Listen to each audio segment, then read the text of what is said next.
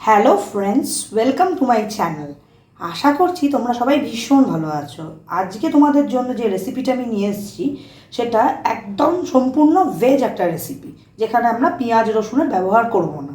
এটা আমার সেসব সাবস্ক্রাইবারদের জন্য যারা একদম পিওর ভেজিটেরিয়ান। তাছাড়াও বাচ্চাদের টিফিন দেবো কী দেবো, মায়েদের এটা একটা টেনশন থেকেই থাকে। তো সেই সব মায়েদের জন্য একটা হেলদি, একটা ফিলিং এবং একটা খুব ইজি রেসিপি দিয়ে দিচ্ছি, যেটা বাচ্চাদেরকে টিফিনে আপনারা দিতে পারেন। তো সময় নষ্ট না করে আমি এবার রেসিপিটা বলি। ফার্স্টে আমি একটা বোলের মধ্যে 1 কাপ সয়াবিনকে সিদ্ধ করে স্ম্যাশড করে নিয়েছি। এর সাথে আমি যেটা অ্যাড করব সেটা হলো, আমি এর সাথে 2টো মিডিয়াম সাইজের আলু সিদ্ধ করে নিয়েছি, যেটাকে এর সাথে আমি অ্যাড করব। তারপরে আমি একটু বাদাম ভেজে রেখেছি, যেটা আমি অ্যাড করব। এটা অপশনাল, এটা আপনারা চাইলে দিতে পারেন, না চাইলে স্কিপও করতে পারেন। আর এর সাথে আমি বেসন দিয়ে দেবো বড় চামচের 5 চামচ মতো। এই ব্যাটারটার মধ্যে আমরা আরও কিছু মশলা অ্যাড করব। সেটা হলো, আমি 2 চামচ ধনে নিয়ে নিয়েছি, 2 চামচ জিরে নিয়ে নিয়েছি, 2 চামচ কাশ্মীরি মির্চি নিয়ে নিয়েছি, আর স্বাদ মতো লবণ নিয়ে নিয়েছি। এই পুরো ব্যাটারটাকে আমি একটা মিক্সচারে কনভার্ট করে নেব। আমার ডোটা বানানো রেডি হয়ে গেছে, আপনারা দেখতে পাচ্ছেন। অন্যদিকে আমি একটা বাটিতে কর্নফ্লাওয়ার নিয়ে নিয়েছি, যার মধ্যে আমি কাশ্মীরি মির্চি 1 চামচ, কালো গোলমরিচ 1 চামচ এবং পরিমাণ মতো জল দিয়ে ব্যাটারটাকে বানিয়ে নেব।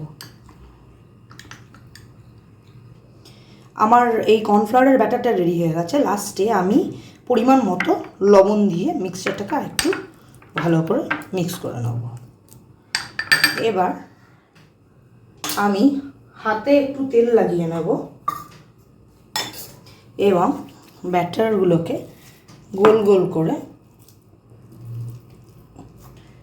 একটা ছোট কাটলেটের শেপে রেডি করে ফেলব।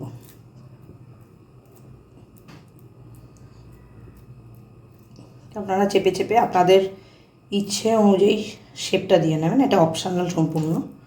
দিয়ে যে কর্নফ্লাওয়ারের যে ব্যাটারটা বানিয়েছিলাম ওটার মধ্যে আমি ডিপ করব এবং সেটাকে আমি চেপে চেপে ব্রেড ক্রাম্বসের মধ্যে দিয়ে কাটলেটের একটা শেপ বানিয়ে নেব। এইভাবেই আমি পুরো ডোটাকে এরকম শেপে বানিয়ে নেব। আপনারা দেখতেই পাচ্ছেন, এইভাবে প্রত্যেকটা ডোকে আমি বানিয়ে নেব। আমি এইভাবে আমার প্রতিটি কাটলেটকে বানিয়ে নিয়েছি, সয়াবিনের কাটলেটকে। এবার আমি অন্য জায়গায় একটা তাওয়ায় একটু তেল গরম করে নিয়েছি, যেখানে আমি একটা একটা করে কাটলেটকে ফ্রাই করার জন্য ছেড়ে দেবো। কাটলেটগুলো একটু হালকা হাতে ছাড়বেন, কারণ জিনিসগুলো তো খুব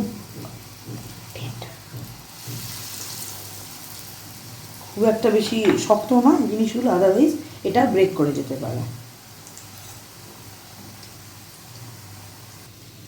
আমার ফ্রাইগুলো রেডি হয়ে গেছে, আপনারা দেখতেই পাচ্ছেন। এবার আমি নামিয়ে নেব গার্নিশ করার জন্য। আমার সয়াবিনের কাটলেটটা রেডি হয়ে গেছে, আপনারা দেখতে পাচ্ছেন।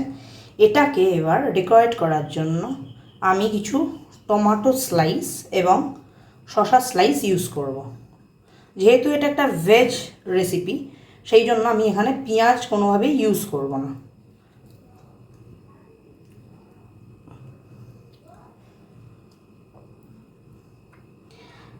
এটাকে আপনারা সস বা মেয়োনিজ দুটো দিয়েই খেতে পারেন।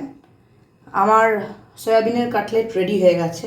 রেসিপিটা কেমন লাগলো অবশ্যই ট্রাই করে জানাবেন, আর বাচ্চাদের কেমন লাগলো সেটাও নিশ্চয়ই জানাবেন। রিকোয়েস্ট করব লাইক, শেয়ার, কমেন্ট ও সাবস্ক্রাইব করার জন্য। আশা করছি আপনাদের এই রেসিপিটা ভালো লাগলো। অন্য কোনো রেসিপি যদি দেখার ইচ্ছা থাকে অবশ্যই কমেন্ট করে জানাবেন। Till then, take care, tata by.